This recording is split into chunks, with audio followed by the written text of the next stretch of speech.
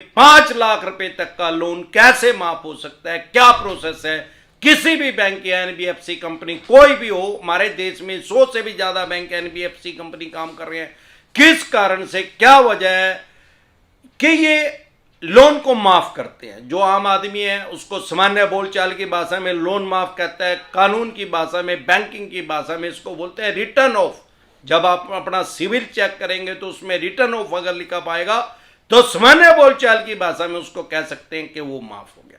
किस सिनेरियो में कोई भी बैंक या एनबीएफसी कंपनी उसको माफ करता है, अनसिक्योर लोन को या सिक्योर लोन को। सबसे पहले तो जैसे आपको पता होगा, भगवान ना करे आपकी ईएमआई डिफॉल्ट हुई है या आपके किसी यार प्यारे रिश्तेदार की ईएमआई डिफॉल्ट हुई है, तो ये क्या करते हैं, मैसेज को ऑटो रिमाइंडर पे लगा देते हैं। एक दिन में 5, 10, 25 बार मैसेज आता है, और मेल को ऑटो रिमाइंडर पे लगा देते हैं, 10-15 बार आपकी ईमेल आती है आपकी मेल आईडी पे। उसके बाद फोन को ही ऑटो रिमाइंडर पे लगा देते हैं, एक दिन में 10, 15, 25 फोन ही फोन करता है, कंप्यूटर ही फोन करता है, भाई पैसे दे दे, पैसे दे दे, पैसे दे दे। उसके बाद 2, 3, 5 दिन हो जाते हैं तो ये कॉल करना शुरू कर देते हैं। इनके पास अलग अलग जगह कॉल सेंटर हैं, सारे देश के अलग अलग कोनों से आते हैं, खोपड़ा खराब कर देते हैं। एक दिन में 25, 45, 75 फोन भी करते हैं, मानसिक संतुलन खराब करते हैं, डिप्रेशन में लोगों को डाल देते हैं। लोगों की डिप्रेशन की दवाई चल गई है इन भिखमंगों की वजह से। ये चवन्नी छापी हैं जो अलग अलग जगह से लोगों को फोन करते हैं, डराते हैं, धमकाते हैं, हरास करते हैं, परेशान करते हैं, चिल्ला चिल्ली करते हैं, गाली गलौज करते हैं। आजकल इन्होंने चवन्नी छापी भी लगा ली है जो फोन पे अपने आप को हाई कोर्ट की वकील बना के फोन करती हैं, 30,000 हाई कोर्ट की वकील बन के फोन करती हैं, या क्राइम ब्रांच की इंस्पेक्टर बन के, या वुमेन सेल की इंस्पेक्टर बन के लोगों को डरा रही हैं। अगर कोई ऐसा फोन आ रहा है तो समझ लो 100% चवन्नी छाप का है। हमारे देश में किसी भी एडवोकेट के पास ऐसे कोई राइट्स या कोई अधिकार नहीं है कि वो आपके पास फोन करे। कोई भी बैंक या एनबीएफसी कंपनियां, क्योंकि ये वर्ल्ड की सबसे बड़ी डेमोक्रेसी है, दुनिया का सबसे बड़ा लोकतंत्र है। चाहे आपका 50,000 का लोन है, 10 करोड़ का है, 50 करोड़ का, 500 करोड़ का है, जितने भी करोड़ का आपका लोन है, आपके पास कोई भी बैंक या एनबीएफसी कंपनी नोटिस भेज सकता है। कोई भी एडवोकेट, चाहे किसी भी बैंक या एनबीएफसी कंपनी का, उसके पास ऐसे कोई राइट्स, कोई अधिकार नहीं है कि वो टेलीफोनिकली आपको धमकाए। अगर वो कोई ऐसा कर रहा है तो समझ लो वो एडवोकेट नहीं है, वो चवन्नी छाप है यार, जो अमरदीप कादियान ने बता रखा है। अब क्या करते हैं, चवन्नी छाप लोगों के घर आने शुरू हो जाते हैं। मकान, दुकान, जमीन जायदाद, फैक्ट्री, कारखाना, स्कूल, कॉलेज, बंगला, कोठी, जहां भी वो आदमी अवेलेबल होता है, आपकी इजाजत के बिना आपके परिसर के अंदर कोई नहीं आ सकता। ये क्या करते हैं, लोगों के ड्राइंग रूम में बैठ रहे हैं, लोगों के ऑफिस के अंदर जाके बैठ रहे हैं। क्यों, वाई? लोग इनको उकसा रहे हैं एक किस्म से। ये आते हैं, पहले इनको पानी पूछा जाता है, फिर इनको चाय कॉफी दी जाती है। अबे ये यार, ये तो तेरे को डराने आ रहे हैं यार, ये तो बकवास कर रहे हैं, इनको चाय पिला रहे हैं, इनको भिखारियों को पानी भी ना पिलाओ। इनको कह पैसे हैं तो पैसे दे दो, मरो या साहब अपने गले से निकाल लो, नहीं है तो कह दो भिख मंगे भर चल। तेरी बैंड न रो दू, तेरी न तेरे भाइया न रो दू, तेरी बाणा न रो दू। अगर बाणा रोने का कोई जुगाड़ ना हो तो किराए पे ले आओ, दिहाड़ी में थोड़े जावे लेबर वाले, उल्टे जाओ उन्हें ले आओ किराए पे, रोदन की बाणा ने। आजकल चवन्नी छापी भी आती हैं, चवन्नी छापी आगे बकवास कर रही हैं तो उनकी तो बाणा जरूर रोनी है। इनके भाई तो चरे भी जाओ, इनकी बहना जरूर रोनी है, क्योंकि बहना ज्यादा चुम्बन होती है, उनसे ज्यादा प्यार करती हैं। जब हम किसी के साथ गाली गलौज करते हैं तो हमारा एम जो होता है, मकसद जो होता है, सामने वाले को चिढ़ाना होता है, खजाना होता है। तो ऐसी ऐसी डिसेंट गालियां दो, इनको भिखारियों को जिंदगी में आएंगी नहीं। अब ये चवन्नी छाप भी आगे थक लिए, फिर ये नोटिस भेजना शुरू कर देते हैं। 99% फेक नोटिस भेजते हैं, चवन्नी छाप ही खुद से ही भेज देते हैं। एडवोकेट की जरूरत नहीं है, अपने आप को जज ही समझ रहे हैं यार, यह भिखारी को भेज देते हैं। आर्बिट्रेशन की प्रक्रिया स्टार्ट कर देते हैं। अरे आर्बिट्रेटर, सोल आर्बिट्रेटर लिख के भेज देते हैं। भाई हमारे देश में किसी भी बैंक या एनबीएफसी कंपनी के पास जज नहीं है, और ना ही हमारे देश में जज प्राइवेट लगाना अलाउड है। जो आर्बिट्रेटर है, आर्बिट्रेटर नाम के ऑफिसर होते हैं हर बैंक और एनबीएफसी कंपनी के पास, वो जज नहीं होते, इस बात को समझ लें। वो जो प्रक्रिया करते हैं, जो कानूनी प्रोसीडिंग करते हैं, उसको बोलते हैं आर्बिट्रेशन। अब सवाल यह है कि मैंने आज तक कोई भी आर्बिट्रेटर में किसी भी ग्राहक के हित में फैसला आते हुए नहीं देखा। क्यों? अरे कुछ ना कुछ तो यार वो गलत है ही जिसने पैसे नहीं दिए। और दूसरी बात, उसको आर्बिट्रेटर को पैसा कौन दे रहा है? बैंक या एनबीएफसी कंपनी। अरे जिसके खाइए टिकड़े उसके गाइए गितड़े यार, सीधा हिसाब है। अगर ये आर्बिट्रेशन की प्रक्रिया करके इनकी भाषा में उसको अवार्ड बोलते हैं, अवार्ड वो दे भी दे तो जाके सिविल कोर्ट में जाके स्टे ले लो उसके खिलाफ। सौदा ही कुछ नहीं है यार, नहीं पैसे हैं तो क्या कराए जान देंगे। अगर आर्बिट्रेशन में भी काबू में नहीं आए तो इन्होंने साम दाम दंड भेद सारे तरीके इस्तेमाल करके देख लिए। अब ज्यादातर जो 5 लाख रुपए से कम के लोन होते हैं, आम आदमी के लिए तो 5 लाख रुपए ही बहुत बड़ी रकम है। अरे ये तो 36 लाख करोड़ रुपए के हैं यार, इनके लिए तो 5 लाख ऐसे हैं जैसे 500 रुपए हो। अगर आपके 500 रुपए कोई ले ले और ना दे तो कोशिश तो आप करोगे 500 रुपए वापसी लेने की। अगर देवे ही ना फिर सोचा चल छोड़ ही, आ रहे तो नंगड़ हो ही रहा, चल छोड़ ही दे, आगे देने की नहीं। तो ये उसको राइट ऑफ कर देते हैं। बैंकिंग की भाषा में इसको बोलते हैं बट्टे खाते में डालना। मतलब सारा तरीका यूज करके देख लिया, अब ये पैसे मिलेंगे नहीं, ये नंगड़ हो चुका है। अब वो करते क्यों है? राइट ऑफ का मतलब बट्टा खाता ही करते कब है? हमेशा 31 मार्च के बाद करते हैं, क्योंकि इनकी जो ईयरली क्लोजिंग होती है, ब्रिटिश काल से ये नियम है। साल तो खत्म हो जाएगा यार 31 दिसंबर ने, लेकिन जो फाइनेंशियल ईयर है वो 31 मार्च को खत्म होएगा। अब 31 मार्च को जब अपनी ईयरली क्लोजिंग करते हैं, सालाना बंद करते हैं उसको खाते को, तो जो बहुत ज्यादा पुराने होते हैं और कम अमाउंट के होते हैं उनको राइटन ऑफ कर देते हैं, अपने लेजर में से, अकाउंट में से, बही खाते में से उसको हटा देते हैं। अब सामान्य बोलचाल की भाषा में लोग उसको कहते हैं माफ कर दिया। अरे माफ तो यार 5 रुपए का 50 रुपए का भी लोन नहीं कोई करता। क्यों करें? अपनी फटती में करें, वही लगी फटने खरात लगी बटने। अगर वो इनके राइटन ऑफ नहीं करेंगे मान लो उसको, तो वो इनके अकाउंट में रिफ्लेक्ट करता रहेगा, लटका रहेगा वो आपका लोन के नीचे।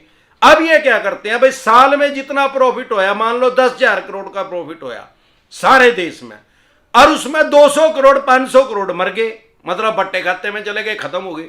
तो ये क्या करेंगे, 500 करोड़ को रिटर्न ऑफ करके 9,500 करोड़ रुपए प्रॉफिट अपना कर लेंगे, अपने अकाउंट को क्लीन कर लेंगे, खाते को साफ कर लेंगे, पोर्टफोलियो को क्लीन कर लेंगे उसको। बस ये चक्कर है। अगर उसको नहीं करेंगे तो भाई वो लटका रहेगा, एनपीए में इनको डालना पड़ेगा। एनपीए में अगर उसको डालेंगे तो ये खुद से ही नंगड़ हो जाएंगे, क्योंकि एनपीए जब किसी भी बैंक या एनबीएफसी कंपनी का बढ़ता है तो उनका सबसे पहले तो ये शेयर बाजार में लिस्टेड है। इनका जो शेयर है वो चूहा बन जाएगा, मुस्सा बन जाएगा, धड़ाम से नीचे गिरेगा, वो क्या चली कट जाएगी इनकी, इसलिए नहीं करते। दूसरा भाई, जिस बैंक का एनपीए बढ़ेगा लोग उसमें अकाउंट ही निकलवाते, वहां saving account, current account, FD RD करवाएंगे नहीं। जिसने करवा रखी होगी वो भी अपना पैसा निकालेगा, क्योंकि आरबीआई की गाइडलाइंस ये है कि भगवान ना करे कोई बैंक डूब गया, अगर आपके उसमें 50 करोड़ रुपए भी हैं तो आपको सिर्फ 5 लाख रुपए मिलेंगे। मतलब क्या हुआ, 49 करोड़ 95 लाख रुपए का आपके भी डूब गए। 5 करोड़ है तो 4,95,000 रुपए मिलेंगे, 5 लाख रुपए मिलेंगे, बाकी का पैसा नहीं मिलेगा। तो इसलिए लोग क्या करते हैं, बैंक का एनपीए रेशो देखते हैं। पीछे लक्ष्मी विलास बैंक डूब गया, 26% उसका एनपीए हो गया था। सामान्य बोलचाल की भाषा में उन्हें 100 आदमियों को लोन दिया, 26 आदमियों ने उसका वापिस ही नहीं दिया, उसको नंगड़ हो गया, ताला लग गया उसका। तो ये अपने नंगड़ होने से बचने के लिए, अपना ताला लगने से बचने के लिए आपके लोन को रिटर्न ऑफ करते हैं, राइट ऑफ करते हैं। नहीं तो क्यों करें भाई, ये कोई प्यार में या डर के या दया करके उसको नहीं छोड़ रहे हैं, अपनी फाइनेंशियल डेथ होने से बचने के लिए उसको छोड़ रहे हैं। अब सिक्योर लोन में कौन से में राइट ऑफ करते हैं भाई, भगवान ना करे आपने कोई लोन लिया 5 साल का, कोई scooter, motorcycle, car, jeep, truck, बस का, 2-3 साल आपने उसका इंश्योरेंस करवाया, उसकी वजह किसी कारण से आप फाइनेंशियल डाउन हो गए और आपने उसका इंश्योरेंस नहीं करवाया गाड़ी का, वो चोरी होगी। अब जब चोरी होगी वो तो आप यूज ही नहीं कर रहे। ये ह्यूमन साइकोलॉजी है कि जब आदमी किसी चीज को इस्तेमाल करता है, यूज करता है, तो उसका दिमाग कहता है मैंने पैसे देने हैं। अब जब वो गाड़ी चोरी होगी, पैसे तो फिर भी देने हैं, लेकिन आदमी के दिमाग में आता है यार मेरी गाड़ी चोरी होगी, मैंने कोई जाने का थोड़ी चोरी करवा दी, अब इंश्योरेंस तो है नहीं। अब ये क्या करेंगे, लोन तो सिक्योर ही है लेकिन उसका नेचर बदल गया, प्रकृति उसकी चेंज हो गया, वो अनसिक्योर में कन्वर्ट हो गया। भाई जो सिक्योरिटी थे वो तो चोर ले गए डाके, पकड़ उसको कहां पकड़ेगा। पुलिस भी 5-6 महीने बाद रिपोर्ट दे देगी, भाई 3 महीने में 6 महीने में बनाकर, भाई वो आदमी पाया नहीं, भाई चोर हमने तो पाया नहीं, ट्रेस नहीं हुई भाई। तो ये क्या करेंगे, उसको भी रिटर्न ऑफ कर देते हैं। या किसी का इंश्योरेंस नहीं था, गाड़ी में आग लगी, या किसी का इंश्योरेंस नहीं था, भगवान ना करे उसका एक्सीडेंट होगा, टोटल लॉस होगी, तो इस सिनेरियो में ये उसको रिटर्न ऑफ कर देते हैं, राइट ऑफ कर देते हैं। और अनसिक्योर लोन का तो मैं सारा डिटेल में बता और समझा चुका हूं, डरे घबराए नहीं। चेक बाउंस का केस हो जाए, या आपके ऊपर कोई आपने डीआरटी में कोई केस करना है, या अन्य किसी तरह का कोई भी प्रॉब्लम आ रही है, 2 तरह के नोटिस को कभी अवॉइड ना करें। 138 चेक बाउंस का अगर आ रहा है तो सबसे पहले फेक नोटिस डिसेंटेड वाई लिख के वीडियो देखें, क्योंकि 99% फेक ही भेजते हैं। उसके बाद ई कोर्ट लोड कर लें, ई कोर्ट में आपको चेक हो जाएगा, उसमें चवन्नी छाप फेक एडिटिंग कर ही नहीं सकते, आपको पता लग जाएगा कि आपके ऊपर केस हुआ भी है कि नहीं हुआ है। अगर हो रहा है तो तुरंत प्रभाव से इसमें जमानत मिल जाएगी, बेल मिल जाएगी। अमरदीप कादियान आपको एडवोकेट दे देगा, सारे देश के किसी भी कूड़े में आपको एडवोकेट चाहिए तो अमरदीप कादियान दे देगा। फिर चाहे चेक बाउंस का केस है, चाहे चक्कू मारने का, भगवान ना करे कत्ल होगा, रेप होगा, चोरी होगी, डकैती होगी, या कोई सिविल का मैटर है, जमीन जायदाद का झगड़ा है, या कोई आपने डीआरटी में जाना है, किसी भी तरह की कानूनी सहायता चाहिए तो अमरदीप कादियान एडवोकेट आपको प्रोवाइड करवा देगा। सारे देश के किसी भी कोने में, कश्मीर से लेके कन्याकुमारी तक, गोवा से लेके गुजरात तक, कहीं भी आपको एडवोकेट चाहिए। हमारे देश में 750 सिटी हैं, 750 सिटी में अमरदीप कादियान की प्रेजेंस है। अमरदीप कादियान के पैनल पे एडवोकेट काम कर रहे हैं। आपको कहीं भी एडवोकेट चाहिए, कोई भी कानूनी समस्या, किसी भी तरह की, लोन को भी छोड़ के किसी तरह की, आपको एडवोकेट प्रोवाइड करवा दिया जाएगा। इसके अलावा अगर सरफेसी एक्ट का नोटिस आपके पास आ रहा है, सरफेसी एक्ट 2002 के अकॉर्डिंग, उसको कभी भी अड़के में ना ले, कभी भी इग्नोर ना करे। अगर 13(2) का, 13(4) का, 13(2) का, 13(4) का नोटिस आ रहा है, नहीं तो ये आपकी प्रॉपर्टी की एक्शन कर देंगे, बोली कर देंगे, सेल कर देंगे, स्क्रैप के रेट में, कबाड़ी के रेट में उसको बेच देंगे।